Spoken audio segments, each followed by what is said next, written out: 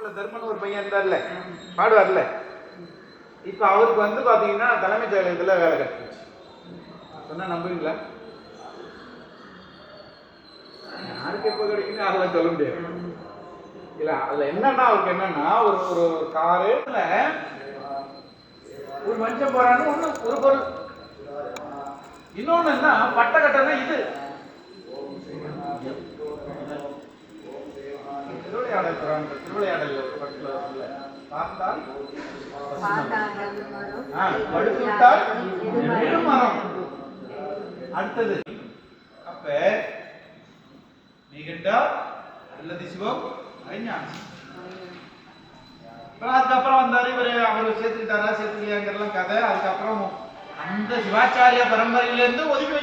அப்ப உமாபதி சிவத்தினுடைய இடர் உமாபதி திருவடிகள், உமாபதி சிவம் திருவடிகள் சார நம்ம அவங்கதான் அந்த திருவடிகள் பற்றி.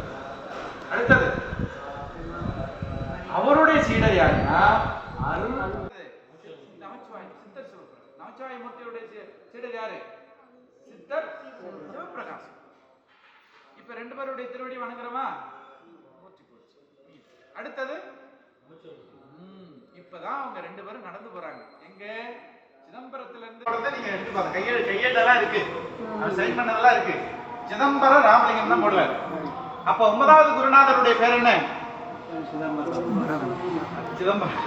ராமலிங்க தேசிகர். ராமலிங்க தேசிகர். நான் இதெல்லாம் உங்களுக்கு எடுத்துக்காட்டா சொல்றேன். இவங்கெல்லாம் வச்சா அந்த குருநாதர் நாம உங்களுக்கு இதெல்லாம் தேசிகர் எத்தனாவது குருநாதரா மாறுறாரு? 10வது குருநாதரும் வேலப்ப தேசிகர். அவரே யார் அதிகமா பேசிட்டு இருக்கோம்? வேலப்ப தேசிகர். இப்ப நம்ம 10ன்னு சொன்னோம் பாத்தீங்களா? 11 யாரு? ஸ்ரீ வேலப்ப தேசிகர். 11 யாரு? வேலப்ப தேசிகர்.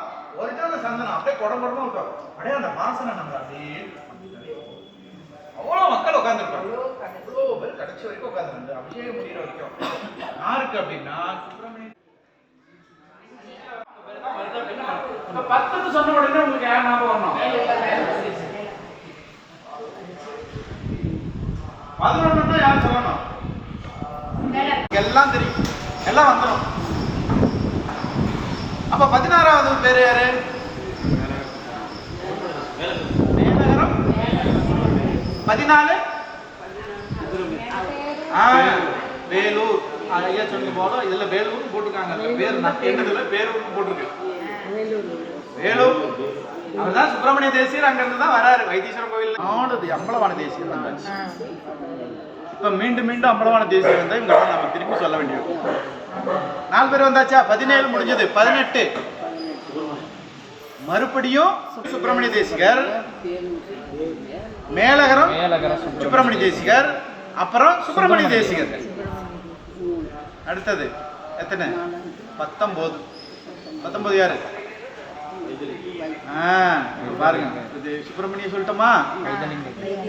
இப்ப வைத்தீஸ்வரம் கோயில்ல இருக்கக்கூடிய இறைவனுடைய பேர் என்ன? வைத்தியநாதன். அவன் தான் டாக்டருக்கெல்லாம் டாக்டர், எம்டி. எல்லா டாக்டருக்கும் எம்டிக்கெல்லாம் எம்டி அப்படி வச்சுக்கோங்க. எல்லாம் டாக்டருக்கெல்லாம் டாக்டரா இருக்கிறதுனால உடல் நோய், உள்ள நோய், உயிர் நோய். இப்ப 12 மணி உச்சி காலம். மனசுக்குள்ளே உள்ளம் பெருங்கோயில், உடம்பாளையம், வள்ளல் பிரானுக்கு வாய்கோபுரவாசல், ஜீவன் சிவலிங்கம், கள்ள பலன்களை காலா மணிவிளக்கே, நமச்சிவாய வாழ்க, நாதன்டால் வாழ்க. மனசார சொன்னா போதும், பூஜை முடிஞ்சு போச்சு. 5 நட நமச்சிவாய மந்திரம் சொல்லுங்க போதும். 5 பஞ்சபூதமாக இறைவன் இருக்கிறார். இப்படி சொன்னா போதும், பூஜை முடிஞ்சு போச்சு. இப்ப 19ஆக இருக்கக்கூடிய குருநாதருடைய பேர் என்ன? வைத்தியலிங்க. எத்தனை அம்பலவாத தேசிகர் நம்ம பார்க்கணும்? 3, 13, 15, 17, 20.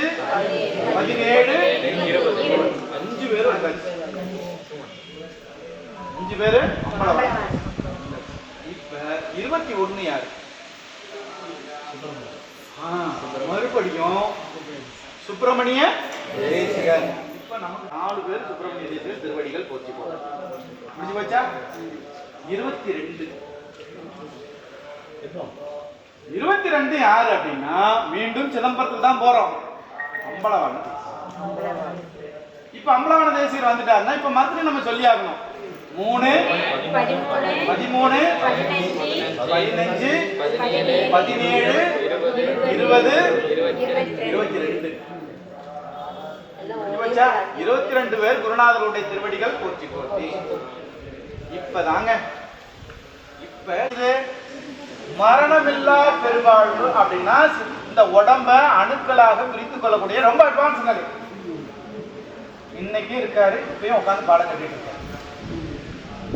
எந்த சீட்ல உட்காந்துருக்குன்னு கேட்டேன். உணர்ந்தவர்கள் இங்க இருக்கிறார். அவரை உணர்ந்தவர்கள் இங்க இருக்கு. அந்த புண்ணியாத்மா இருக்கு, நான் யாரும் சொல்ல மாட்டேன். சித்தர் சிவபிரகாசம் வருகிறார். இங்க மட்டும் இல்லைங்க, உலகத்துல எங்க சிவஞான போதம் நடந்தாலும் சித்தர் சிவபிரகாசம் போவார். எது வரைக்கும் இருந்ததுன்னா சிவபிரகாச சுவாமிகளுக்கு முன்னாடி வரைக்கும் அப்படிதான். இப்பிறவியே மண்ணில் பிறந்தார் திருப்பை நமக்கு சேவித்தல் அன்னராருக்கு அடியார் அறியார் திருவடி நீர் உட்கொள்ளு நீர் உச்சிக்கு நீர் திருவடி நீர் உட்கொள்ளு நீர் உச்சிக்கு தென்னாட்டுடைய சிவனே போற்றி, எந்நாட்டவர்க்கும் இறைவா போற்றி, ஏகம்பத்துரை என்றாய் போற்றி, பாகம் கொள்ளு ஆனாய் போற்றி, அண்ணாமலையமே போற்றி போற்றி.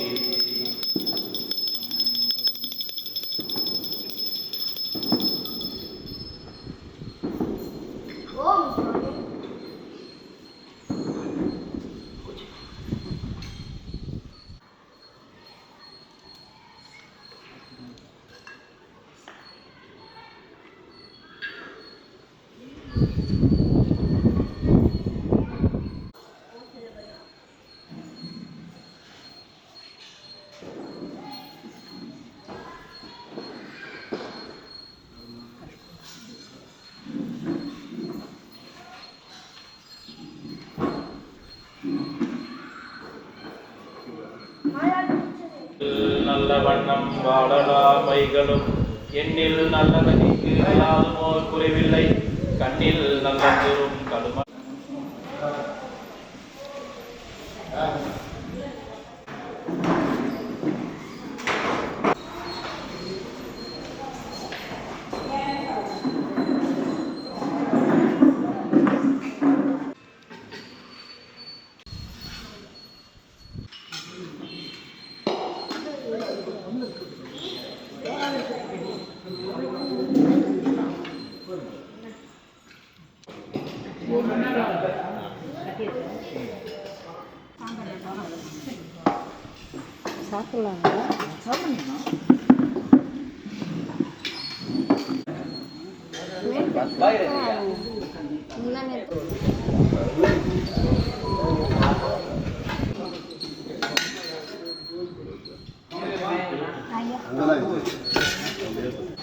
கூட்டம் பேசிக்கிறதா அவங்க எழுதாங்க இதில் போய் நாங்கள்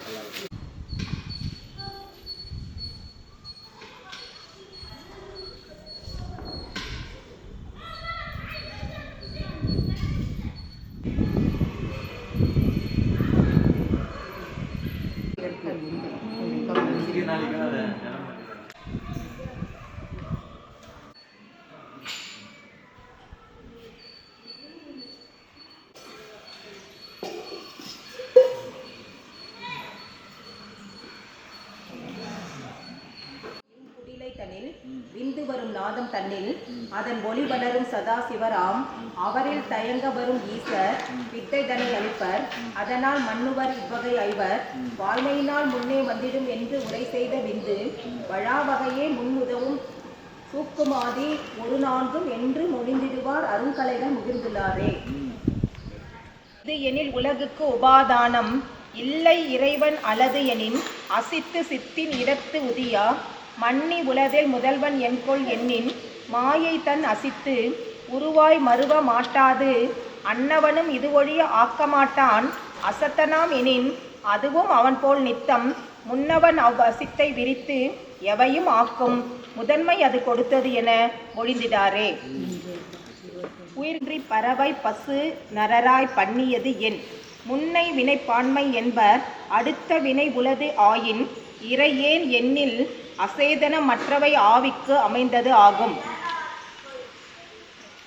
இருவினைக்கு தக்க உடல் எய்தும் எண்ணில் சடத்திரளும் தவாய் அறிவு ஒன்று இல்லா தன்மையனும் கூட ஒரு சங்கை இன்றே. மும்மலங்களும் அனாதி அல்லல் மிக உயிர்க்கு இவைதான் அனைத்தது ஈசன் அருவினைகள் அருந்ததற்கோ வினையோ அன்றி சொல்லி வரும் மாயையோ அணுவை முந்த சூழ்ந்தது என்னும் உரை முதல் ஒரு தொடக்கு இலார்பால் ஒல்லை வரும் எனின் உலதாம் உயிர் உண்டாவே உலது மலம் மலமுலதாய் ஒழிந்த எல்லாம் நெல்லின் முளை தவிடு உமி போல் அனாதியாக நிறுத்திடுவார் இது சைவம் நிகழ்த்துமாறே. இதுல சுத்தமாயியா அசுத்தமாயியா அப்படின்னா, இப்ப இந்த உலகம் தனு கரண புவன போகம், தனு கரண புவன போகம். இந்த போகத்துல முன்னாடி எடுத்துக்கலாம். போகம்னா என்ன? அனுபவிக்கிறது. எதை வச்சு எதை அனுபவிக்கிறது? ஐம்புலன்கள். யார் கொடுத்தது? கடவுள் கொடுத்தாரு. நம்ம அனுபவிக்கிற பொருளை யார் கொடுத்தது? அதுவும் அவர் தான் கொடுத்தது. இப்ப அனுபவிக்கிற பொருளையும் கொடுக்கிறார், ஐம்புலன் அதை அனுபவிக்கக்கூடிய அறிவையும் கொடுக்கிறார். இப்ப நம்மோடது என்ன இருக்கு? ஒண்ணுமே இல்லை. நம்ம கிட்ட ஒண்ணுமே இல்லை. நம்மகிட்ட பசி இருக்கு. நம்மகிட்ட பசி இருக்கு. பசியை நம்ம உருவாக்கணுமா? இல்ல, அதுவும் அவர் தான் உருவாக்குறாரு. ஆசை, கோபம், உயிர் குணம், இதெல்லாம் ஆசை கோபம் இதெல்லாம் பசி, இதெல்லாம் இத பசி வேற மாதிரி சொல்லுவாங்க. பசி பிணி. பசி பிணி. பிணினா என்ன அர்த்தம்? நோய். என்ன நோய்? பிறவி நோயின்னு சொல்ல முடியாது. மருந்து கொடுத்தீங்கன்னா சரியாயிடும், மறுபடியும் வரும். இந்த நோய் எப்பயுமே நீங்காது, பசிக்கிட்டே தான் இருக்கும். இப்ப காலையில சாப்பாடு கொடுத்தீங்களா, ஒரு 2 மணி நேரம் பசிக்காம இருக்கும், அப்புறம் மத்தியானம் பசிக்கும். அதே மாதிரிதான் உயிர் பிணி இருக்கு. இது பசி பிணி, வயிற்றுல பிணி. இது நோய் வருது, மறுபடியும் நீங்குது. சாப்பாடு கொடுத்தா நீங்குது, மறுபடியும் வந்துடுது. இது இயக்கத்துக்கு உரியது. பசி இல்லைன்னா எங்காது உடம்பு. சரி, இது உடலுக்குரிய ஒரு உத்வேகத்தை கொடுக்கக்கூடியது பசி. உணர்வு, பசி உணர்வு. இன்னொன்னு காமம். இந்த உலகத்துல இந்த உயிர்கள் தோன்றுவதற்கு ஆசைதான் காரணமாக இருக்கு. இந்த ஆசையை யாரு கொடுக்கிறது அப்படின்னா, புவன போகம் சொல்றல்ல, புவனத்தை கொடுக்கிறார். அந்த புவனத்தை அனுபவிக்கின்ற அகக்கருவி புறக்கருவி ரெண்டுமே அவரே கொடுக்கிறார்.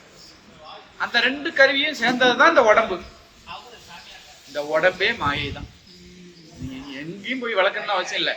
இந்த உடம்பே மாயை. இந்த உடம்புல அதாவது அசுத்த மாயை சுத்த மாயைன்னு 2 இருக்கு. இப்ப அசுத்த மாயை அப்படின்னா, இப்ப நம்ம ஞானத்துல 2 இருக்கு. ஒண்ணு ஊன நடனம், இன்னொன்று ஞான நடனம். ஈசன் ஆடுகின்ற நடனத்துல 2 வகை இருக்கு. இப்போ ஊன நடனம் என்று சொன்னால், நமக்கு என்னென்னலாம் தேவையோ அதையெல்லாம் இறைவன் அவனா கொடுப்பான். அவன் கொடுக்கறத விட நம்மளும் சிலது கேட்போம். இப்ப அவனா கொடுக்கறத மட்டுமே நம்ம எடுத்துக்கிட்டோம்னா வாழ்க்கை நல்லா தான் போகும். அதை விட்டுட்டு நம்ம கேட்கிறோம் பாத்தீங்களா, கணக்கு இன்னும் வேற மாதிரி கணக்கு. அப்ப 2மே நமக்கு என்ன ஆயிடுது? வினைகளை சேர்த்து கொண்டே இருக்கிறது. அவர் என்ன கொடுக்கிறாரு அப்படின்னா, உங்கள் வினையை நீங்கள் இந்த கால தத்துவத்துல நீக்கிக்குங்கன்னு கொடுக்கிறாரு. ஆனா நம்ம என்ன பண்றோம்? அறியாமையில நிறைய கர்ம வினைகளை சேர்க்கிறோம். அதுக்கு பேர் என்ன? சஞ்சிதம், பிராப்தம், ஆகாமியம்.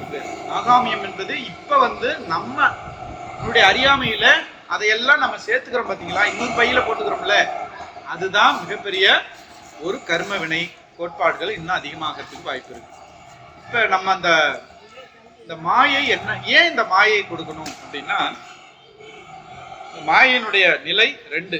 ஒண்ணு பசி, வயிறு பசி. இன்னொன்னு இந்த உடல் பசி. இந்த உடலை உருவாக்கி இந்த உடலுக்குள்ள சில ஆசைகளையும் மனதிலே மனதிலே கொண்டு வந்து வைக்கிறாங்க. அப்ப என்ன பண்ணுது அப்படின்னா, இயல்பாக நமக்கு தோன்றுகிற ஆசைகள் வேறு, நம்மளுடைய அடிமனசுல சில ஆசைகள் இருப்பது வேறு. மேலோட்டமா எல்லாருக்கும் உரியது ஒண்ணு, இன்னொன்னு சிறப்பாக நமக்கு மட்டுமே இருக்கிறது ஒண்ணு. இப்ப இந்த ஆசைகளுக்கான தேவைகள் இருக்குல்ல, ஒரு ஆணாக பிறந்தால் ஒரு பெண், பெண்ணாக பிறந்தால் ஒரு ஆண், இது எதிரெதிர் பாலினமாக வைத்து இறைவன் என்ன பண்றாரு, இயக்கத்துக்கு கொண்டுட்டு வர்றாரு. ஏன் இதை இயக்கத்துக்கு கொண்டு வர்றாரு அப்படின்னா, இது இயக்குனாதான் ஆணவம் வெளிப்படுங்கிறார். நீங்க ஒரு ஆணா பிறந்தாதான் ஆண் என்ற ஆணவம் வெளிவரும். ஒரு பெண்ணா பிறந்தாதான் தான் அழகி என்ற ஒரு ஆணவம் ஒரு பெண்ணுக்குள்ள வரும். அப்ப இந்த பெண்ணாக பிறந்து அவள் அழகாக மாற்றக்கூடிய அளவுக்கு சக்தியை கொடுக்குது இல்ல, அது என்ன சக்தினா அதான் மாயை.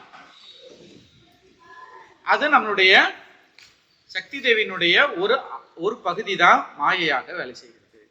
அப்ப ஒரு பெண் ஒரு முழுமை அடையும் போது ஒரு பெண்ணாக அழகாக மாறுகிறாள். அப்ப தான் அழகாக இருக்கிறோம் என்ற ஆணவம் அப்பொழுதுதான் வெளிப்படுகிறது. ஒரு ஆண் தான் வீரனாக இருக்கிறான் என்ப அந்த வெளிப்பாடு தான் ஒரு ஆண் முழுமை பெறுகிறான். அப்ப நான் ஆண் அப்படின்னு, அப்ப இந்த ரெண்டு பேரையும் ஒன்னா ஆண் பண்ணி ஒன்னா சேர்க்கும் போது ஈகோ ஆணவம் என்ற செருக்கு அடங்குகிறது. என்னன்னா, இந்த இல்லறத்துல மண்ணின் நல்ல வண்ணம் வாழலாம், எண்ணின் நல்ல கதிக்கு யாதுமோர் குறைவில்லை, கண்ணில் அகுதிரும் கழுமல வளநகர், பெண்ணின் நல்லாளோடு பெருந்தகை இருந்ததேன்னு ஏன் பாடுறாரு அப்படின்னா, ஒரு ஆணும் பெண்ணும் சேர்ந்து வாழும் போதுதான் ஒரு தனி மனிதனுடைய பலமும் பலவீனமும் தெரிய ஆரம்பிக்கும். அப்ப தெரியுது இல்ல, உலகத்துக்கே தெரியாது, தன் துணைக்கு தெரியும். அப்ப ஆணுக்கும் பெண்ணுக்கும் தெரிய ஆரம்பிக்குது. அப்ப எந்த இடத்துல உடைஞ்சு போறாங்க அப்படின்னா, தான் என்ற அகங்காரம் அந்த ஆண் பெண் வாழ்க்கையில தான் உடைகிறது. அப்ப அதுவே என்ன ஆகுது அப்படின்னா, அதனுடைய முடிவுல அவங்க என்ன ஆகுறாங்க அப்படின்னா, ஞானத்தை நோக்கி பயணம் பண்ண ஆரம்பிச்சிட்டாங்க. நம்ம ஒண்ணும் இல்லை, வீட்டுக்கார அம்மாலாம் நம்ம ஒரு நாள் சமைச்சு நம்ம கூட சாப்பிட முடியாது, நம்ம பிள்ளைங்களுக்கு சாப்பாடு கொடுக்க முடியாது அந்த அம்மா இல்லைன்னா. அந்த அம்மாவுக்கு இருக்கிறதுல பாத்தீங்கன்னா, அவர் இல்லைன்னா நமக்கு எதுவுமே செய்ய முடியாது, அவர் இல்லைன்னா எதுவுமே வேலை அப்படின்னு நினைக்கிறாங்க பத்தியா. ஆனா இதை வெளியில சொல்ல மாட்டாங்க, உள்ளுக்குள்ள இருக்கும். அப்ப ரெண்டுமே ஒருத்தர் ஒருத்தர் புரிஞ்சுக்கிட்டு வாழ்கின்ற அந்த வாழ்க்கை இருக்குல்ல, அந்த வாழ்க்கை தான் ஒரு செம்மையான வாழ்க்கையாக. அப்ப இது எதை கொடுக்குது அப்படின்னா, பிறருக்காக வாழ வேண்டும் என்கின்ற சுயநலத்தை கடந்து பொதுநலத்துக்கு கொண்டு போய் சேர்க்கும். நான் சம்பாதிச்ச பொருளை அடுத்தவங்கள்ட்ட கொடுத்து அதனால் வரக்கூடிய இன்பத்தை அது எடுத்துக்குது. அப்ப என்னன்னா, அதுக்கு அந்த இல்லற வாழ்க்கையினுடைய முடிவு என்னன்னா, புகழ்ல கொண்டு போய் சேர்க்கும். கொடுக்கணுங்கிற எண்ணம் வரும். 60 வயசு வாழ்ந்தாச்சு, நிறைய சம்பாதிச்சாச்சு, நல்லா வாழ்ந்தாச்சு, இன்னும் நிறைய செல்வம் இருக்கு, பிறருக்கு கொடுக்கலாமே அப்படின்னு பிறருக்காக வாழ்கின்ற வாழ்க்கை வரும்போதுதான் துறவு வாழ்க்கை அங்கே உள்வருகிறது. அப்ப இந்த மாயை என்ன பண்ணுது அப்படின்னா, தவறு கிடையாது, அது நம்மள இயக்கம் வைக்க செய்கிறது. அப்ப ஒரு மனிதனை சாதாரண கேவல நிலையில இருந்த உயிரை ஒரு துடிப்பான வேகமா செயல்பட வைக்கக்கூடியது எது அப்படின்னா மாயை தான். இதுல ரெண்டு சுத்த மாயை அசுத்த மாயின்னு ரெண்டு இருக்கு. அப்ப நம்ம ஊன நடனம் ஞான நடனம் சொல்லக்கூடியது, ஞான நடனம் என்பது உயர்ந்தவர்களுக்கு உரியது, ஊன நடனம் என்பது நமக்குரியது. இப்ப நம்மளும் இறைவனை வணங்குறோம், நம்மளும் நடராஜரை கேட்கிறோம், அவரும் நமக்கு கொடுக்குறாரு. என்ன கொடுக்குறாரு அப்படின்னு, நம்ம கேட்கிற பொருள் எல்லாம் சாதாரண பொருள், அழியக்கூடிய பொருள். நம்ம தேவைக்கு கேட்கிறோம், அவருக்கு அதை விட இன்னும் பெரிய பொருளை வச்சிருக்காரு, அதெல்லாம் நம்ம கண்ணுக்கு தெரியல. கண்ணாடி பொருள் கேட்கிறோம், அவர்கிட்ட வைரம் வச்சிருக்காரு, வைரத்தையும் கேட்கலாம், ஆனா நம்ம கேட்கறது கண்ணாடி பொருள் தான் வேணுங்கிறோம், அது வேண்டான்னு ஒதுக்குறோம். ஏன்? தகுதி தெரியல, அதனுடைய தன்மை நமக்கு புரியல. அப்ப இதுல நம்ம அடிபட்டு அசுத்தமாயில் அடிபட்டு என்ன பண்றோம் அப்படின்னா, இப்பதான் என்ன பண்றோம்னா, எது உயர்ந்தது எது தாழ்ந்தது. அப்ப கண்ணாடியும் வைரமும் ஒண்ணு அல்ல, கரியும் வைரமும் ஒண்ணு கிடையாது, ஆனா ரெண்டும் ஒண்ணுதான். கரியும் வைரமும் ஒரே இடத்துல இருந்து தான் வந்தது. மரம் எரிஞ்சு போனதுனால கரி, அது மேல கடந்தா கரி, ஒரு 2000 அடி கீழத்துக்கு பூமியில இருந்ததுன்னா வைரம், பல காலம் இருந்ததுன்னா அது வைரமா மாறும், அவ்வளவுதானே, ரெண்டும் கார்பன் தான். அப்ப ஏன் இது வைரமாக மாறுகிறது, ஏன் இது கரியாவே கிடைக்குது அப்படின்னா வேற ஒண்ணும் இல்ல, அது அந்த அழுத்தத்துல இருந்ததுனால அது பக்குவ நிலை பெறுது.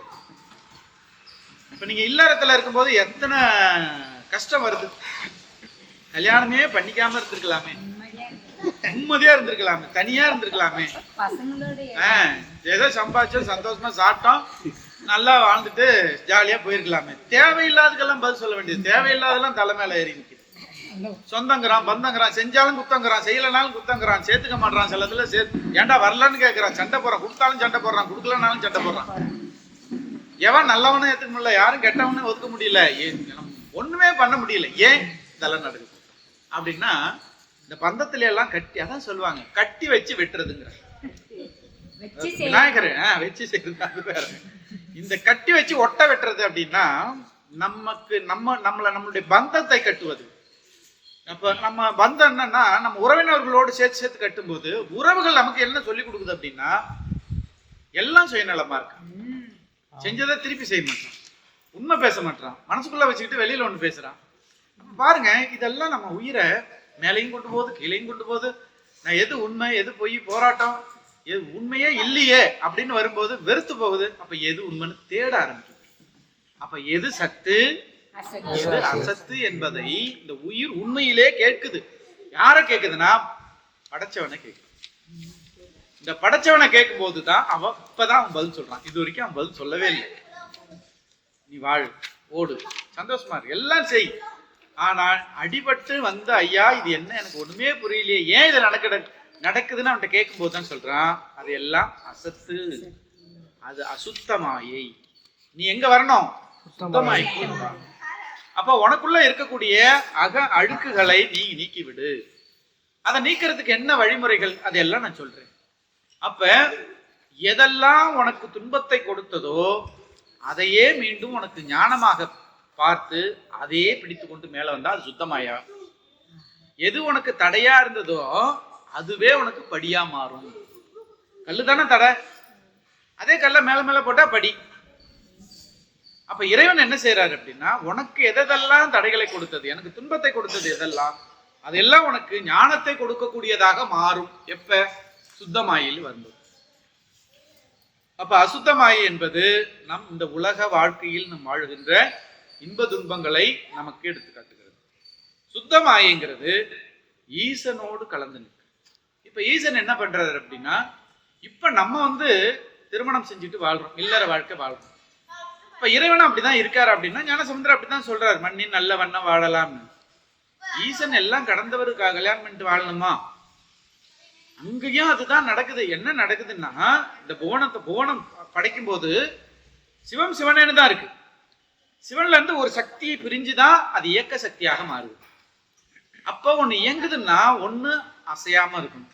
அப்ப ஒண்ணு அசையா சக்தியாக இருக்கும்போது தான் இன்னொரு சக்தி அசையும் சக்தியாக மாறுகிறது. அப்ப அசைகிறது தான் கண்ணுக்கு தெரியும், அசையாது கண்ணுக்கு தெரியாது. ஒரு வீல சுத்துறது தெரியும், அச்சு சுத்துமா? சுத்தாது. அச்சு தான் சிவம், அச்சு இல்லைன்னா தேர் ஓடாது. அப்ப நமக்கு கண்ணுக்கு தெரியுது சக்கரம் தான் தெரியுத ஒழிய அச்சு தெரிவதில்லை. ஆனா ஆதாரம் எது? அச்சுதான். அப்ப சிவம் இருக்கிற வரைக்கும் தான், அச்சு இருக்கிற வரைக்கும் தான் சக்கரம் ஓடும், சக்கரம் சுத்தும். இல்ல சக்கரம் அச்சு இல்லைன்னா சக்கரம் சுத்தாது. அப்ப அது மாதிரிதான் என்ன பண்ற அப்படின்னா, ரெண்டு சக்திகள் இருக்கு. சரி, அந்த ரெண்டு சக்தியோட நின்று போச்சா அப்படின்னா இல்ல. படைத்தல், காத்தல், அழித்தல், மறைத்தல், அருளல், மொத்தம் 5 தொழில் இருக்கு. இப்ப 5 தொழில் எப்படி செய்யறாரு அப்படின்னா, முதல்ல நமக்கு என்ன சக்தினா, மூலாதாரம் விநாயகர், மூலம், முதல் கடவுள் விநாயகர். அவர் தான் நம்மளுடைய மூலாதாரத்திலிருந்து நம்மளை செயல்பட வைக்கிறார். சுவதிஷ்டானம், மணிப்பூரகம். இந்த மணிப்பூரகங்கிறது பிரம்மலோகம். பிரம்மன்னாவே என்ன ஆகுது, அந்த இடத்துல படைப்பு தொழில் வந்துருது. ஆண் பெண் படைப்பு தொழில் வந்து, ஆண் சக்தி பெண் சக்தி. இதை எப்படி சொல்லுவாங்கன்னா, விந்து நாதம் அப்படிம்பாங்க. வித்து ஒண்ணு சவுண்ட் அண்ட் லைட் அப்படின்னு சொல்லுவாங்க. இந்த பிரபஞ்சம் வெடிக்கும் போது என்ன ஆகுதுன்னா, ஒண்ணு லைட்டு, இன்னொன்னு சவுண்ட். இந்த ரெண்டு தான் இருக்கு. அப்ப இது பிரம்ம மூலாதாரத்துல, அந்த மூலாதாரத்தை தாண்டின பிரம்மலோகத்துல இருக்கும்போது உயிர்கள் தானாவே சேருது. ஆண் சக்தியும் பெண் சக்தியும் சேர்ந்து தான் இந்த உலகத்துல எல்லா உயிர்களும் உருவாகும். சாதாரண ஒரு அணுல இருந்து இன்னைக்கு நம்ம மனிதராக இருக்கக்கூடிய எல்லா அணுக்களுமே ஒன்னு பிளஸ் இன்னொன்னு மைனஸ், ரெண்டு சேர்ந்தாதான் இன்னொன்னா மாறுது. உயிர் சக்தி மாறுது. நாதம் விந்து என்று சொல்லக்கூடிய ரெண்டு சக்தி. இது கடந்து அடுத்த நிலையில வரும்போது இந்த மாயையை கடக்கணும் அப்படின்னா அசுத்தம். இப்ப நமக்கு தெரியுது இல்ல, இப்ப படைக்கிறது பிரம்மன்ட்ட கொடுத்துட்டாரு. இப்ப பிரம்மன் எப்படி வந்தாரு? திருமாலுடைய உந்தியிலிருந்து வந்தவர், நாபிகாலம் கமலத்துல தோன்றியவர். சரி, திருமாலுடைய வேலை என்ன? காக்கிற கடவுள். அவர் ஆணா பெண்ணா? திருமால் ஆண் தானே சார் அப்படின்னு நம்ம சொல்றோம்ல. இல்ல, அது எப்படி அப்படின்னா ஒரு ஆணுக்குள்ள ஒரு பெண்ணும் ஒரு பெண்ணுக்குள்ள ஒரு ஆணும் உண்டு. இறைவன் படைப்பில அப்படி உண்டு, நமக்குள்ளயும் அப்படி இருக்கு. சிவபெருமான் ஆனா பெண்ணா? அப்புறம் ஏன் தாய் மாணவன் சொல்றாங்க? அவனை பிரிச்செல்லாம் பார்க்க முடியாது.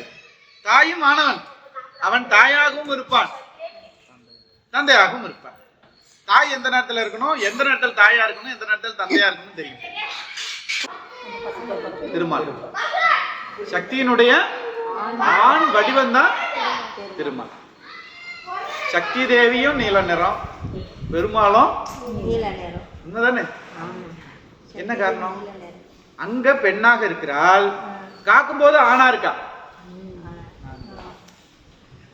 ஒரு சேவல் தான் ஒரு பெட்டை கோழியை வந்து காக்கணும்னு இருக்குல்ல, ஆனா தன்னுடைய குஞ்சியை காப்பாற்றும் போது சேவலை கூப்பிடுறது இல்லை, எந்த பெட்டை கோழியும் கூப்பிடுறது இல்லை. அப்பவே என்னவா மாறுது? சேவலா மாறும். அந்த பருந்தை அடிச்சு தன்னுடைய குஞ்சை திருப்பி கொண்டுட்டு வரும், எவ்வளவு தூரம் வேணுமாலும் பறக்கும். அப்ப எங்க என்னாச்சு? ஒரு பெண்ணுக்குள்ள இருக்கிற ஆண் டக்குன்னு வெளிப்படுது சூழலுக்கு தகுந்த மாதிரி. அப்ப அதேதான் சக்தியினுடைய அம்சமாக இருக்கக்கூடிய அந்த பராசக்தியினுடைய அம்சத்துல ஒரு அம்சம் ஆண் வடிவம் தான் காக்கும் கடவுளாக திருமால் இருக்கிறார். சரி, இது வரைக்கும் நமக்கு தெரியுது. பிரம்மன் தெரியுது, திருமால் தெரியுது. ஆனா ருத்ரன் அழிக்கிற கடவுள். இப்ப ருத்ரன் நம்ம சிவம் அப்படின்னு நினைக்கிறோம். சிவம் ருத்ரன் அல்ல, சிவனுடைய அம்சம் பெற்றவர் ருத்ரன். யாரு? இப்ப பைரவர் சொல்றோம்ல, பைரவரும் சிவபெருமானும் ஒண்ணா? அம்சம். அவர்கிட்ட தான் அது இவர் வந்தவர். அப்ப ருத்ர அம்சம். அப்ப அழிக்கிற தொழிலை செய்வதற்காக வந்தவர். அதான் ருத்ரன், அழிக்கக்கூடியவர். அவர் எங்க இருக்காரு? இதயத்தில் இருக்காரு. சரி, கழுத்துல மகேஸ்வரன். மகேஸ்வரன் இங்க யாரு இருக்கா? மகேஸ்வரன், மகேஸ்வரன். மகேஸ்வரன் மகேஸ்வரன்னா இங்க படைத்த காக்கிறவருக்கு அழிக்கிறவர் இருந்தா, இங்க யாரு இருக்காருன்னா மறைக்கிறார்.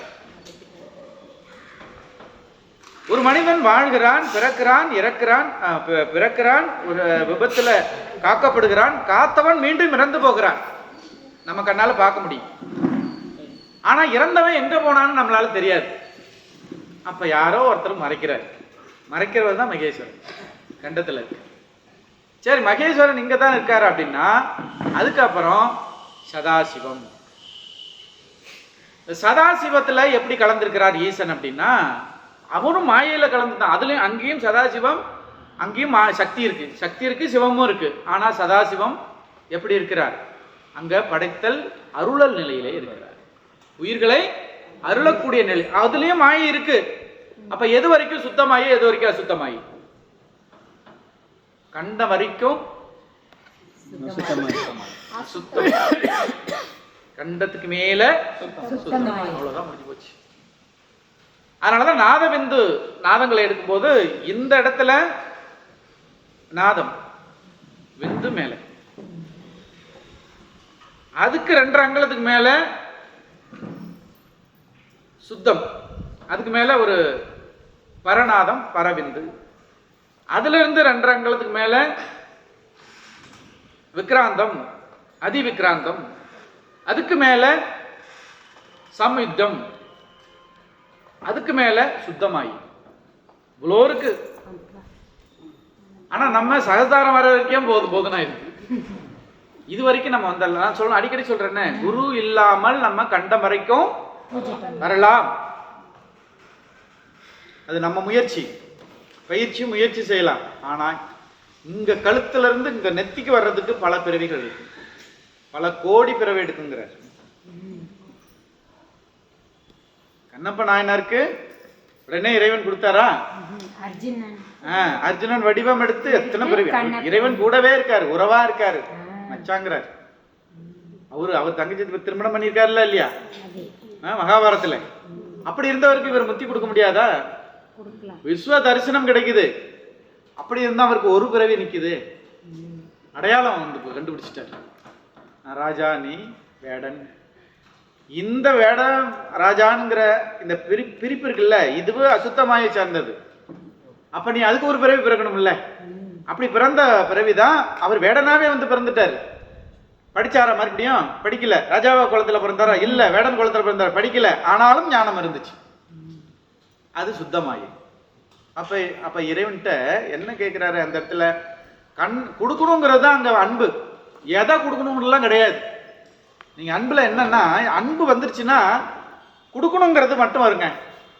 எதை கொடுக்கணும்லாம் கிடையாது. உனக்கு கண்ணு வேணுமா? கண்ணை தரேன், கொடுத்துட்டாரு. இங்க கொடுக்கறது மட்டும்தான்.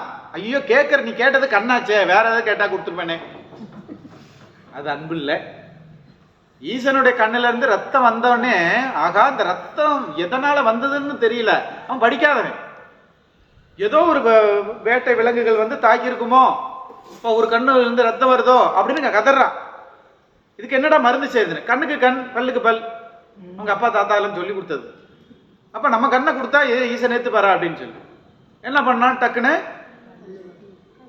கண்ணை குத்தி எடுத்து அப்பனா ரத்தம் வந்தது நின்று போச்சு. நின்று போனோடனே அவனுக்கு வைத்தியம், ஒரு டாக்டர் ஆயிட்டான். இப்ப அவனுக்கு பயம் இல்லை. இன்னொரு கண்ணு இருக்கு, இன்னொரு கண்ணுலயும் ரத்தம் வருது. இப்ப முன்னாடி மாதிரி அவன் பயப்படல. இப்ப என்ன பண்ணா, நமக்கு ஒரு சக்சஸ், ஒரு ஆப்ரேஷன் சக்சஸ் ஆயிட்டு இன்னொரு ஆப்ஷன் பண்ணிடலாம். அப்ப கொடுக்கறதுல தெளிவா இருந்ததுனால இன்னொரு கண்ணையும் குத்த போகும்போது தான் கண்ணப்பா நிறுத்து அப்படிங்கிற ஈசன் அந்த சிவலிங்கத்தில இருந்து கையை வெளியில வந்து தடுத்ததாக சொல்ற. அப்பா என்று அழைத்தது யார? அம்மா என்று அழைத்தது யாரு? அப்ப பாருங்க, ரெண்டு பேருமே அன்பில் உச்சம். அப்ப இந்த இடத்துல அசுத்தமாய ஞான சுத்தமாயே அப்படின்னா, சுத்தமாயில அந்த ரெண்டு ஆன்மாவும் இருக்குது. அப்ப நம்ம எல்லாம் எந்த நிலையில இருப்போம்னு நினைச்சு பாருங்க. படிக்கிற வரைக்கும் கேட்கிற வரைக்கும் நல்லாதான் இருக்கு. வீட்டுக்கு போன உடனே நம்மள வேற எதெல்லாம் போட்டாங்க. உண்மைதான். இன்னொரு விஷயம் என்னன்னா, நீங்க தியானத்துல இந்த ஞான பாதையில நீங்க போக போக என்னன்னா, நிறைய சத்தம் வர ஆரம்பிச்சிடும். சத்தம்னா என்ன? நல்லதும் வரும், கெட்டதும் வரும், ரொம்ப நம்மளை தாக்கும். அப்ப சிவனேன்னு இருக்கணுங்கிற. அதனாலதான் எங்க போய் சிவபெருமான் தவம் செஞ்சாரு? பேய்கள் உழவுகின்ற இடத்துல, இடுகாட்டுல போய் உட்கார்ந்துருக்காரு. ஏன்? எல்லா ஆணவம் படித்த மனிதரும் எங்க வந்து சேருகின்ற இடம்? அப்ப அங்க வரும்போது அதான் சமரசம் உழவுகின்ற இடம். மனுஷனா இருக்கும்போது நான் இந்த அடையாளம், நான் அந்த அடையாளம், நான் ஆனவன், நான் பெரியவன், நீ சின்னவன், நீ பணக்காரன், நீ பணம் இல்லாதவன், நீ ஏழை, பணக்காரன், என்னென்னவெல்லாம் அடையாளங்களை காட்டிக்கிட்டு இருந்தவன கடைசியில எல்லாரும் என்ன பண்ணோம்? பெயரினை நீக்கி பிணம் என்று சொல்லி சூறை காட்டிடை கொண்டு சென்று சுட்டிட்டு நீரிடை மூழ்கி நினைப்பொழிந்தார்களே. அவ்வளவுதான்டா, வாழ்க்கை முடிஞ்சு போச்சு. அப்ப எல்லாத்துக்கும் எங்க சமரசம் உழவக்கூடிய இடம்? இடுகாடு, இட்டகாடு. சுட்டு எதை சுடுகிறது? ஆணவத்தை தான் சுடுகிறது. இப்ப மனுஷன் செத்து போயிட்டானா? இல்ல, உடம்புதான் செத்து போச்சு, உடம்புதான் எரிஞ்சு போச்சு. என்ன இறக்கலன்னா உயிர் சாகாது. நல்லா கவனிச்சுக்கோங்க, உயிர் சாகாது. அப்ப செத்து போனவன் வருவானா அப்படின்னா? வருவான். அடுத்த பிறவி அது பக்குவமா இருந்ததுன்னா மனித பிறவி கிடைக்கும். பக்குவம் இல்லைன்னா விலங்கு பிறவி கூட கீழே கிடைக்கிறது வாய்ப்பு. மறுபடியும் ரிவைஸ் ஆனாலும் ஆகலாம். அப்பதான் இருக்கும்போது என்ன பயன்படுத்திக்கணும்? நம்ம மனிதனுக்குரிய தன்மை என்ன? மனிதன் என்ன செய்யணும் அப்படின்னா, தவம் செய்யணும். தனக்கும் துன்பத்தை ஏற்படுத்தி கூடாது, பிறருக்கும் துன்பத்தை கொடுக்க கூடாது. நமக்கு துன்பம் செய்யறதுங்கிறது அடுத்த பிறவில நல்ல பிறவி பிறக்கும். ஒண்ணு பிறவி பிறக்க கூடாது, ஒண்ணு நல்லா வாழ்ந்தா பிறவி இல்லை. நம்ம வாழ்ற வாழ்க்கை அடுத்தவங்களுக்கு துன்பத்தை கொடுத்துட்டோம்னா இன்னும் நமக்கு துன்பத்தை கொடுத்துரும். அப்ப நம்மளுடைய வாழ்க்கை நம் கையிலே நாம் தான் தீர்மானிக்கணும். அப்ப அதுக்கு எதெல்லாம் துணை செய்கிறது அப்படின்னா சுத்தமாயே அசுத்தமாய். ஏன் செயல்படுகிறது அப்படின்னா நம்மளுடைய மனப்பக்குவத்துக்கு தகுந்த மாதிரி தான் சூழல்களை அமைத்து கொடுக்குறோம். அதனாலதான் அடுத்தது என்ன சொல்றாருன்னா,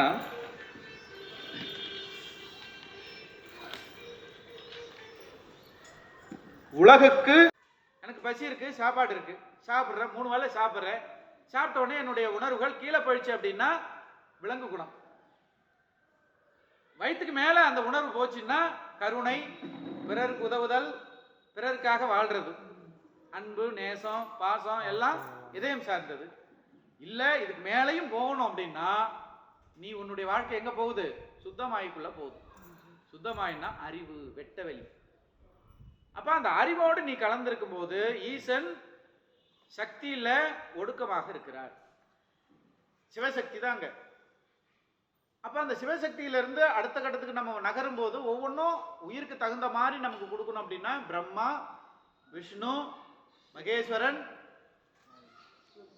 சதாசிவம், சச்சிதானந்தம். அப்ப ஈசன் எங்க இருக்காரு? நம்ம நினைச்சுக்கிட்டோம் 3வது நிலை இல்ல, அதுல இருந்து 6 நிலை இருக்கு. நான் சொல்றது சுத்தமாயே அதுல இருந்து 6 நிலை இருக்கு. இதை யார் தெளிவா சொல்றாங்க? வள்ளலார் சொல்றாரு. சித்தாந்தத்தை கூட இது வரைக்கும் நிறுத்திடுறாங்க. சகஸ்தாரம் வரைக்கும் நிறுத்திட்டு அதுக்கு மேல இருக்கிற விஷயத்தை பத்தி ஏன்னா புரியாது. மேல கண்ணுக்கு தெரியாத விஷயத்த சொல்ல முடியுமா? சொல்ல முடியாது. இதுலயே நம்ம நிறுத்திப்போம். ஆனா அவர் இன்னும் தெளிவா சொல்றாரு. ஒண்ணு சொல்றாரு. நாதம் இங்கதான் இருக்கு. நாதம் இந்த இடத்துல நம்ம மெடிடேஷன் பண்ணும்போது இந்த இடத்துல ஒரு விதமான ஒளி நமக்கு தெரியும். இந்த ஒளியை உன்னால உணர முடிஞ்சதுன்னா இங்க அதனுடைய வைப்ரேஷன் தெரியும். நாதம் வெந்து அதுக்கப்புறம் பரநாதங்கிறாரு. வெட்ட வெளியில நிக்குது. வெட்ட வெளியில இன்னும் அதுக்கு மேல அதுக்கு அடுத்த நாதம் ஆன்மா ஒளி. நம்ம உயிரோட ஒளி எப்படி அப்படின்னா ரொம்ப ரொம்ப சின்னது. எப்படி ஒரு எறும்புக்குள்ள இருக்கிற ஆன்மாவும் நமக்குள்ள இருக்கிற ஆன்மாவும் ஒரே எடை, ஒரே அளவுதான். டெஸ்ட் எல்லாம் பண்ணி வச்சிருக்காங்க. உயிர் எப்படி எவ்வளவு எடை, எவ்வளவு பருமன். ஒரு உயிர் உடம்போட இருக்கும்போது என்ன எடை, உயிர் போயிட்டுனா என்ன எடை, ரொம்ப துல்லியமா எடுத்து பார்த்திருக்காங்க. அத திருமந்திரத்துல இவ்வளவு விஷயத்தையும் சொல்லியிருக்காரு. ஒரு நேரம் இங்க தெரியும், ஒரு நேரம் அது என்ன காரணம்னா ஆன்மாவினுடைய வளர்ச்சியை காட்டும். உயிரோட தன்மை அவ்வளவுதான். ஆனா அது பக்குவப்பட்டிருந்ததுன்னா வெளிச்சம் அதிகரிக்கும். நீங்க ஒண்ணும் இல்லை, இது மெடிடேஷன்ல சில பேர் பண்றாங்கல்ல. இப்ப நம்மளுடைய ஆற்றல நமக்கு எவ்வளவு இருக்கு? ஆறான்னு சொல்லுவாங்க. நம்மளை சுத்தி ஒரு ஆறா இருக்கு. இந்த ஆறா குறைஞ்சதுன்னா நமக்கு நோய் வரும். நான் உண்மையிலே பார்த்துருக்கேன். ஒரு நாதர் என்னுடைய குருவில் ஒருத்தர், இன்னொரு குரு, அவர் நல்ல சக்தி வழிபாடு செய்யக்கூடியவர். அவர் எங்க வீட்டுக்குள்ள வந்த உடனே எல்லாம் பீஸ் போயிட்டு, வீட்டுக்குள்ள வந்த உடனே டிவி, லைட்டு எல்லாம் பீஸ் போயிடுச்சு. என்ன சொல்றது? அது பவர்ஃபுல், அவ்வளவு பவர். உள்ள வந்த உடனே டிவி போயிடுச்சு, எல்லாமே போயிடுச்சு. என்ன காரணம் அப்படின்னா ஆறா அவ்வளவு இருக்கு. இவ்வளவுக்கும் அவர் ஒரு வேளை தான் சாப்பிடுவார். அந்த சக்தி, அவ்வளவு சக்தி அந்த உடம்புல இருக்கு. சாதாரண உடம்புல தான் இருக்கு. அவ்வளவு உடம்புல அது இருக்குங்கிறதே அதுக்கு தெரியாம இருக்கு. இதுதான் பெரிய விஷயம். அது நம்ம எல்லாம் சக்தியை நிறைய செலவு பண்ணிட்டு இருக்கோம். சில பேர் என்ன சக்தியை சேகரிப்பாங்க. அதுதான் என்ன பண்ணணும்னா உயர்ந்த நிலைக்கு நம்மளை கூட்டு போகும். அப்ப நம்மளுடைய எதிர்காலத்தையும் இறந்த காலத்தையும் நிகழ்காலத்தையும் நம்மளால துல்லியமாக பார்க்க முடியும். காக்கணும் அப்படின்னு நினைக்கிறான்னா அதுக்கு தகுந்த மாதிரி உடலை கொடுக்குறான். அதுதான் மிகச்சிறந்தது. அப்ப எனக்கு எதுவுமே வேண்டாம், இந்த உலகத்துக்காக நான் இந்த உயிர்களுக்கெல்லாம் தொண்டு செய்யணும், எல்லா உயிர்களும் இன்பமா இருக்கணும், அதுக்காக நான் வேலை செய்யணும், நான் அதுக்காக பணியாற்றணும். ஒருத்தனும் வேலை வந்துட்டான்னா அவன் எந்த நிலையில இருக்கான்? சுத்தமாயி. அப்ப அவனுக்கு என்ன உடம்பு கிடைக்கும்னா சாப்பாடு அவனுக்கு தேவையில்லை. ஈசன் மாத்திருவார், உடம்பையே மாத்திருவார். இப்ப இந்த உடம்பு எப்படி மாறுது அப்படின்னா இவன் 3 வேளை சாப்பிடணும் அவசியம் இல்லை. அவனுக்கு உமிழ்நீர் சுரக்காது. ஈசனுடைய திருநாமம் ஓடிக்கிட்டு இருக்கும். அந்த திருநாமமே அவனுக்கு சாப்பாடு, சூரிய ஒளியே சாப்பாடு. அப்ப அவங்களுக்கு என்னன்னா தூங்கணும்னு அவசியம் இல்லை, ரெஸ்ட் எடுக்கணுமா அவசியம் இல்லை, கொஞ்ச நேரம் உட்கார்ந்தா போதும். நீங்க இப்ப கூட இதெல்லாம் அனுபவிக்கலாங்க. நீங்க ஒரு நாள் கடுமையா உழைச்சிட்டு ஒரு அரை மணி நேரம் ஆடாம அசையாம உட்கார்ந்து பாருங்களேன், உடம்பு உடனே சரி பண்ணிடும். நீங்க 8 மணி நேரம் தூங்கி கிடைக்கிற ஒரு விஷயம் அரை மணி நேரத்துல உங்களுக்கு கிடைச்சிடும். இது எப்படி நடக்குது? இது சுத்தமாயினுடைய செயல்பாடு. நீங்க அந்த அரை மணி நேரம் யாரோட இருக்கீங்க? சுத்தமாயோட இருக்கீங்க. அம்மா சுத்தமாயினா அம்மா தான். அம்மாவோட சுத்தமாயோட இருக்கும்போது என்ன ஆகுது அப்படின்னா, அசுத்தமாயில் நடக்கக்கூடிய எல்லா விஷயத்தையும் மாற்றி அமைக்கக்கூடிய சக்தி யாருக்கு இருக்கு? அப்ப நீங்க இதே அதுதான் நீங்க என்ன நினைக்கிறீங்களோ அதுக்கு தான் அந்த உடலை இறைவன் கொடுக்கிறார். உங்களுடைய ஆசைக்கு ஏற்றவாறு உடல். இப்ப நீங்க நம்ம என்ன நினைக்கிறோம்னா, எல்லாரும் நம்மளுடைய பிள்ளைகள் நம்ம பிள்ளைன்னு நினைக்கிறோம்ல, அதுவே அறியாம நம்ம பிள்ளைன்னா நம்மள மாதிரி இருப்பான்னு நினைக்கிறோம். அது பெரிய அறியாமை. அவங்க நம்ம பிள்ளைங்க கிடையாது, நம் வழி வந்த மனிதர்கள். அவனுக்கு தனியா இருக்கும் கர்ம வினைகள், அவனுக்குன்னு ஒரு கொள்கை இருக்கும், அது அந்த ஆன்மாவிட்ட இருக்கும். நல்லா கவனிச்சுக்கோ, அந்த ஆன்மாவிட்ட நீங்க கருவி, அது பூமிக்கு வர்றதுக்கு நீங்க கருவி. அவங்க உங்க பிள்ளை இல்ல, அவன் தனி மனுஷன். அவன் கொஞ்ச நாள் வளர்ற வரைக்கும் உன்னை அப்பா அம்மா அவ்வளவுதான். அதுக்கப்புறம் போடாம போயிட்டே இருப்பான். என்னன்னா வேற ஒண்ணும் கிடையாது, அவனுக்கு அவனுடைய கர்மா தான் அவனை வேலை செய்யுது. அதுக்காக தான் அவன் உழைப்பான். அவன் வாழ்க்கையில அவன் கர்மா வளர்றதுக்கு அங்க எங்க ஒரு பொண்ணு பிறந்திருக்கும், அதை நோக்கிதான் அந்த கர்மா போகும்.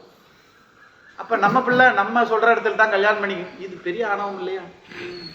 அப்ப இதெல்லாம் அசுத்தமாயே வேலை செஞ்சுட்டு இருக்கும். இப்ப சுத்தமாயின்னா நமக்கு நம்ம கருவி, நம்ம பிள்ளைங்க நம் வழிவந்த மனிதர்களை வழிய அவர்களுடைய கர்ம வினைக்கு ஏற்றவாறு வழிவகை செஞ்சுட்டு பேசாம நின்னுக்கிறது உத்தமம். ஏன்னா நம்மளால எதுவும் செய்ய முடியாது.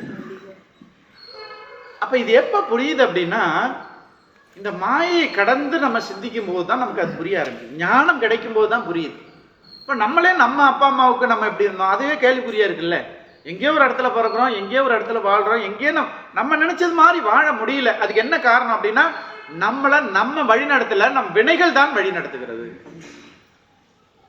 அப்ப நம்மளுடைய வினை என்னன்னா, உன் வினைக்கு ஏற்றவாறு தான் இறைவனே உனக்கு உடல் கொடுக்கிறான். அதுதான் அந்த பாடல்ல சொல்றது. எத்தனாவது பாடல்னா, உயிர்களுக்கு வினைக்கு ஏற்ற உடம்பை கொடுப்பவன் இறைவனே என்று சொல்கிறார். அடுத்தது மும்மலங்களும் நம்ம முன்னாடி சொன்ன பாத்தீங்களா, 3 மலம். என்னென்ன மலம்? அழுக்கு. என்னென்ன அழுக்கு இருக்கு? ஆணவம், கண்மம், மாயை. ஆணவம் பெரு அழுக்கு, கண்மம் அதை விட சின்ன அழுக்கு, மாயை அதை விட சின்ன அழுக்கு. அப்படி எடுத்துக்கலாமா சார் அப்படின்னா இல்ல. ஆணவம் அழுக்காக இருக்கும் பொழுது அது இருள் வடிவமாகவே இருக்கிறது. கண்மம் மாயை ஒளி பொருள், ஆனா பார்க்கறதுக்கு நமக்கு எதிரி பொருளாக இருக்கும். உண்மையிலே ஈசனுடைய பொருள். மாயை ஒருத்தன் காதல் வயப்படுகிறான் அப்படின்னா அங்க காமன் இருப்பான். 2 பேரும் கட்டி வைக்கிறான், அப்புறம் பிரிச்சு வைக்கிறான். கட்டிக்கும் போது சந்தோஷமா இருக்கு, பிரிஞ்சு போகும்போது கஷ்டமா இருக்கு. சந்தோஷமா இருந்தது அப்புறம் கஷ்டமா இருக்கு அப்படின்னா எங்க நடக்குது அப்படின்னா உள்ளத்துல மனசுக்குள்ள நடக்குது. இன்பம் துன்பம், இன்பம் துன்பம் மீண்டும் மீண்டும் ஆடிக்கிட்டே இருக்கு. அறம் பாவம் புண்ணியம்.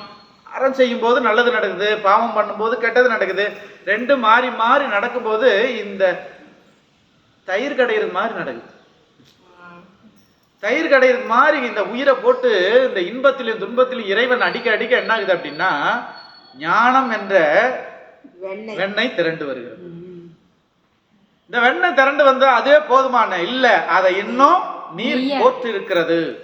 அதை நெருப்புல வச்சு என்ன பண்ணோம், காய்ச்சினா என்ன ஆகுது, நெய்யா. அந்த நெருப்புல வைக்கிறது தான் தவம். தவம் செய்யும் போது எது தவம் அப்படின்னா, வாக்கு மனம் காயம் 3லும் தவம். பேசுற வார்த்தையில தவம், மனசுல தவம். மனசுல நினைக்கிறது. முதல்ல குற்றம் எங்க நடக்குது அப்படின்னா மனசளவுல குற்றம் நடக்குது, அப்புறம் வார்த்தையில வெளிப்படும், அப்புறம் செயல்ல வெளிப்படும். அப்ப 3லையும் நம்ம சுத்தமா இருக்கிறது. நம்ம நினைக்கிறோம் வெளியில நடக்கிறத தான் நம்ம கைதி பண்றோம். ஒருத்தர் தவறு பண்ணிட்டாங்கிறத அப்புறம் தானே கைது பண்றான். குற்றம் செய்து விட்டான், சிறையில் அடைச்சிட்டோம் அப்படிங்கிறல. இவன் குற்றம் செய்யறதுக்கு முன்னாடியே 2 குற்றம் பண்ணியிருக்கான். என்ன பண்ணியிருக்கான்? ஒன்னு மனசால நினைச்சிருக்கான், ஒன்னு வார்த்தையாலே வெளியிட்டு இருக்கான். நீ தான் ஒழுங்கா படிக்கல அவனை. அப்ப வாக்கு மனம், மனசால அந்த விதை விழுந்ததுனாலதான் அது சொல்லா வெளிப்பட்டு சொல்லு செயலா மாதிரி வினையாக வெளியில தெரியுது. அப்ப வெளியில தெரியறதுக்கு முன்னாடியே என்ன நடந்திருக்கு? 2 ப்ராசஸ் அவனுக்குள்ளேயே நடந்திருக்கு. அதனாலதான் 3லயும் நம்ம கவனமாக இருக்க வேண்டும். மனசுல மன தூய்மை என்ன? மனத்துக்கண் மாசிலன் ஆதல் அனைத்தரன் ஆகுல நீரகர. மனசால அடுத்தவங்களுக்கு கெடுதல் நினைக்க கூடாது. நீங்க கெடுதல் நினைக்கலன்னா உங்களுக்கு கெடுதல் யாரும் நினைக்க மாட்டான். இல்ல சார் மனசால நினைச்சுக்கலாம், யாருக்கு தெரிய போகுது? யார் போய் கம்ப்ளைண்ட் பண்ண போறாங்க? ஒன்னும் கம்ப்ளைண்ட் நம்ம யாரும் கண்டுபிடிக்க மாட்டாங்க. ஒன்னும் நினைக்காதீங்க. அப்படி ஏன்? ஈசன் உள்ளதான் உட்கார்ந்துருக்காரு. அப்ப ஈசனுக்கு தெரியுமா? உனக்கு தெரியுதுன்னா ஈசனுக்கும் தெரியும். உடனாய் ஈசன் எங்க இருக்காரு? உடனாய். அப்புறம் உடனாய் உயிராய் உடனாய் வேறாய். அப்படியா? தன்மை உடனாய் வேறாய் இப்படி சொல்லலாம். நமக்குள்ளே இருக்காரு, வெளியிலயும் நின்று பாக்குறாரு, வேறாக நின்றும் இருக்கிறார். 3 வடிவத்துல இருந்து நம்மளை கவனிச்சுட்டே இருக்காரு அப்படின்னு. அப்ப 3 வடிவத்துல இருந்து நம்மளுடைய நம்ம என்ன செய்யறோம், என்ன நினைக்க. ஏன் சார் இவ்வளவு வேலை இருக்கு? நான் என்ன நினைச்சேன், என்ன எதுக்காக சார் இந்த வேலையெல்லாம் அவர் பாக்குறாரு கேட்போம்ல. அப்படி இல்லை, ஈசன் அதுக்காக நினைக்கலையா. உயிரினுடைய அந்த நிலைகள் என்ன நினைக்குதுன்னு தெரிஞ்சு அதை ஊட்டுவிக்கிறதுக்காக அதெல்லாம் தெரிஞ்சுக்கிறாங்க. அதனாலதான் சொல்றேன், நீ எதை நினைக்கிறாயோ அதை அடைவாய் சொல்றாங்கல்ல. ஆமா சார் நானும் நினைக்கிறேன், ஒன்னும் நடக்கும். அது ஒரே எண்ணத்துல கேளு, ஒரே எண்ணத்துல இரு, உடனே நடக்குங்கிற. எனக்கு இதுதான் வேணும், இதுவும் வேணும், அது வேணும், அது வேணும், இது வேணும், எது நடக்காது. அப்ப ஒரு நிறைய மனவை துணர். அப்ப உனக்கு என்னன்னா ஞானம் உதிக்கும். அப்ப அசுத்தமாயிலிருந்து தான் சுத்தமாயிக்கு இந்த ஆன்மா போகும். இப்ப நீங்க இப்படி இதை இப்படி சொன்னோம் பாத்தீங்களா? இது சுத்தமாயா அசுத்தமாயா? சுத்தமாயி. ஏன்னா பாபாவோட முத்திரை. என்ன காரணம்? இங்க இருக்கிறது உயிர், இது இறைவன், இது ஆணவம், இது கண்மம், இது மாயை. தெரிஞ்சு போச்சுல்ல. இப்ப நான் உலக இன்பங்களை அனுபவிக்கணும். எப்படி? அசுத்தமாயில் அல்ல, சுத்தமாயில். அப்ப நான் என்ன யார்கிட்ட கொடுத்துடணும்னா, என்ன அசுத்தப்படுத்தக்கூடியது என்ன இருக்குன்னா ஆணவமும் கண்மம் தான் நம்மளை அசுத்தப்படுத்துறது. அந்த 2ஐயும் இறைவன் கிட்ட ஒப்படைச்சிட்டு இந்த உயிர் யாரோட நிக்குது? இது மாதிரி ஒரு ஞானிகள் இருக்காங்க. இவங்களுக்கு பார்த்தா மேலோட்டமா பார்த்தா அவங்க இல்லற வாழ்க்கையில வாழ்றது மாதிரி இருக்கும். ஆனா அவர்கள் சுத்தமாயில் இருப்பார். அவங்களுக்குள்ள என்ன இருக்காது? வினை கிடையாது, வினை இருக்காது. எப்படி கிருஷ்ணர் இருந்தார்? அவருக்கு ஒரு மனைவியா? 16,108 மனைவி. 16,108 மனைவி. கண்டேன் கிருஷ்ணன் என்று சொல்றாங்க. 16,000 என்ன கணக்குன்னே தெரியல. ஆமாங்க 16,000. நாம சொன்னா அமைதி இல்லை. நல்லா கவனிச்சு, அமைதி கிடையாது, இயக்கம் இல்லாம இருக்குது. இதுல நீங்க சொல்ல முடியாது வெறுப்பற்ற நிலை அப்படியெல்லாம் சொல்ல முடியாது. சும்மா இருக்கு, ஒண்ணுமே தெரியல, கட்டுண்டு இருட்டுல கிடக்கு. உயிர் இருட்டுல கிடக்கு, அதுக்கு எதுவுமே செயல்பாடு இல்லை. பசிக்குதா, தூக்கம் வருதா, வலியா, வேதனையா, எதுவுமே தெரியல. அப்படியே அப்படி உறைஞ்சு போய் நிக்குது. ஒரே நிலை அப்படி சொல்லலாம். உறைஞ்சு போய் நிக்குது, தன்னிலையும் மறந்து நிக்குது, ஒண்ணுமே தெரியல அது. அப்ப இது தாமச குணம். சாத்விக் இது ராஜோகுணம் அப்படிங்கிறது இயக்கத்துக்கு கொண்டுட்டு வரும். இயக்கத்தை கொண்டு வரனா வயிற்றுல பசி, பசியை போக்கணும்னா சாப்பாடு. அப்ப ஆசைக்கு காமம், அப்ப உடம்பு இயங்க வைக்குது, ஒரு மனுஷனை ஓட வைக்குது. பருவ காலங்கள் வருது, மனசுல மாற்றங்கள் வருது, உயிர்கள் உருவாகுது. இது எல்லாமே என்ன ஆகுது அப்படின்னா நமக்கு தெரியுது, நல்லாவே தெரியுது. ஆனா அடுத்த கட்டத்துக்கு நகரணும். இப்ப என்ன பாருங்க, இந்த மாயை ஒரு நிலையில நல்லா கவனிச்சுக்கங்க. நமக்கு ஒரு விஷயத்தை எப்படி சொல்லி கொடுக்குது அப்படின்னா, இந்த உலகம் எப்படி இருக்குங்கிறத பார்த்துக்கோ. சுத்த மாயிலிருந்து அசுத்தமாய், அசுத்தமாய்க்கு அடுத்த நிலைக்கு நம்ம வரும்போது என்ன சொல்றாரு? எப்படி தத்துவங்கள் தோன்றும், கலை காலம் நியதியுடன் வித்தை அராகமிவை. அப்ப இறைவனால் சொல்லப்பட்ட, இப்ப எப்படி அப்படின்னா, மூல பிரகிருதியுடன் அதிலிருந்து சூக்கும பிரகிருதி தோன்றுகிறது. குண தத்துவத்திலிருந்து புத்தி தத்துவம். இது வரைக்கும் நமக்கு தெரியாது, நல்லா கவனிச்சுக்கோங்க. இதெல்லாம் தெரியாது, கண்ணுக்கு தெரியாது. இப்ப உயிருக்கு பக்கத்துல இருக்கிறது ஒண்ணு சொல்லுவோம்ல. இப்ப நம்ம உடம்பு இருக்கு, உடம்பு மேல சட்டை போட்டிருக்குமா இல்லையா? போட்டிருக்கோமா இல்லையா? ஒரு ஆடை இருக்குல்ல, அப்புறமா உள்ளாடை இருக்குல்ல, அதுக்கு மேல உடல் இருக்குல்ல. அந்த உடலுக்குள்ள என்ன இருக்கு? உயிர் இருக்கு. அந்த உயிர் தான் நேரடியா உயிர் இருக்கானா? இல்ல. சித்தம் புத்தி அகங்காரம் 3 லேயர் இருக்கு. சித்தம் புத்தி அகங்காரம். அகங்காரம் மேல இருக்கிற லேயர், புத்திங்கிறது அதுக்கு அடுத்தல இருக்கிற லேயர். அதுக்கு அடுத்தது சித்தம். அகங்காரம், அகங்காரம், சித்தம், புத்தி. இப்ப நமக்கு பக்கத்துல உயிரோட பக்கத்துல இருக்குன்னா சித்தம் இருக்கு. சித்தம் இங்க நம்ம உயிர், இதுதான் உயிர்னு வச்சுங்களேன். இந்த உயிருக்கு பக்கத்துல ஒரு லேயர் இருக்குல்ல, இது பக்கத்துல இருக்குல்ல, அது சித்தம். அதுக்கப்புறம் புத்தி. ஏன் புத்தி பிரிச்சு பாக்குது இல்ல, நல்லதா கெட்டதான்னு பிரிச்சு பாக்குது இல்ல, புத்தி வேலை செய்யுது. சித்தம் அப்படின்னா அதுக்கு அடுத்த கட்டத்துல சித்தம், அந்த சித்தம் தான் சிவமயமா மாறணுங்கிற. சித்தம் சிவமயம் ஆகும். அப்ப அந்த லேயர் தான் நமக்கு என்னன்னா உயிருக்கு உறுதுணை செய்யக்கூடியதாக இருக்கிறது. இப்போ நம்ம பதஞ்சலி யோகம் இருக்குல்ல, பதஞ்சலி யோகம் என்ன சொல்லி கொடுப்பாரு அப்படின்னா, இப்ப நம்ம இலக்கியங்கள் எப்படி சொல்லி கொடுக்கும்னா, இப்ப அதுக்குள்ளதான் என்னென்ன இருக்குன்னா சித்தம்.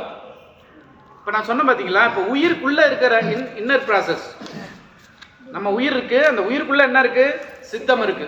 உயிர் இருக்கு, சித்தம் இருக்கு, புத்தி இருக்கு, அராகம் அப்படின்னு ஒண்ணு இருக்கு. இந்த அராகத்துல, இந்த அராகம்னா வேற ஒண்ணும் இல்லை, ஆணவம்.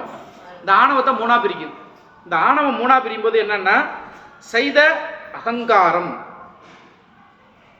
சைத அகங்காரம், வைகாரி அகங்காரம், பூதாதி அகங்காரம். இந்த அகங்காரம் எத்தனை வகையா பிரியுது? 3ஆ பிரியுது. இந்த 3ஆ பிரியுத சைத அகங்காரத்துக்குள்ள என்ன வருதுன்னா நம்மளுடைய புலன்கள் வருது. இந்த புலன்கள்ல எது முதல்ல வருதுன்னா காது, செவி, அப்புறம் உடம்பு மெய், அப்புறம் கண்ணு, அப்புறம் வாய், அப்புறம் மூக்கு, அப்புறம் கால், கை, கருவாய், எருவாய், இவ்வளவு போச்சு. அதுக்கு அப்புறம் இப்ப காதுல இருந்து கேட்கறது நமக்கு என்ன கருவி? உள்கருவி. காது கேட்கிற கருவி. இதுல என்ன கேட்கிறோம்? ஒலி கேட்கிறோம், ஓசை. உடம்பு தொட்டா தெரியுது, உருதல், உரு. ஒலி, கண்ணால கண்ணு இருக்கு, பாக்குறோம், ஒலி. நாக்கு இருக்கு, சுவை. மூக்கு இருக்கு, வாசனை. அப்புறம் வானம், அப்புறம் காற்று. இப்ப இதெல்லாம் பாத்தீங்கன்னா பஞ்சபூதம். பஞ்சபூதங்கள் 5, ஐம்புலன்கள் 5. இது வெளிக்கருவி. செவி, கண், மூக்கு, செவி என்பது வெளிக்கருவி. அகக்கருவி இருக்குல்ல, அது உரு, ஓசை, நாற்றம், இது எல்லாமே அகக்கருவி. கருவாய், எருவாய், கை, கால், எல்லாமே பாத்தீங்கன்னா இதுல எத்தனை கருவி வருதுன்னா மொத்தம் 24 தத்துவங்கள், ஆன்ம தத்துவங்கள். இப்ப கூட்டினா பாருங்க எத்தனை தத்துவம் வருது? அதுல 5, இதுல 7, இதுல 24. எத்தனை வருது? 36 தத்துவங்களை நமக்கு கொடுக்கிறார். 36 தத்துவங்களை கடந்து நிற்கக்கூடியவன் யார்? இறைவன், ஈசன் தான். அவர் தான் ஸ்ரீகண்ட ருத்ரர் அப்படிங்கிறாங்க. ஸ்ரீகண்ட ருத்ரர் அப்படிங்கிறாங்க. சுவாமி பித்துக்கு மண் சுமந்த ஈசனே, கையில் வீரம்படி பட்ட பரமேசனே, சுவாமி கட்டு கட்டான பேர அருளேவா, ஐயன் சாம்பலையும் பூசிக்கொண்டு வந்து உன் பரதேசி கோலம் நானும் கண்டேன், ஐயன் சாம்பலையும் பூசிக்கொண்டு வந்து உன் பரதேசி கோலம் நானும் கண்டேன், உன் நடனத்தை காணவே பாடி வந்தோம் தேவனே, நலம் பெற அருளேவா, சாம்ப சிவ சங்கரா சாம்ப சிவ சங்கரா சம்போ மகா தேவா, உன் நடனத்தை காணவே பாடி வந்தோம் தேவனே, நலம் பெற அருளேவா, ஓம் தில்லை நடராஜனே சிதம்பர வாசனே சிவகாமினேசனே வா.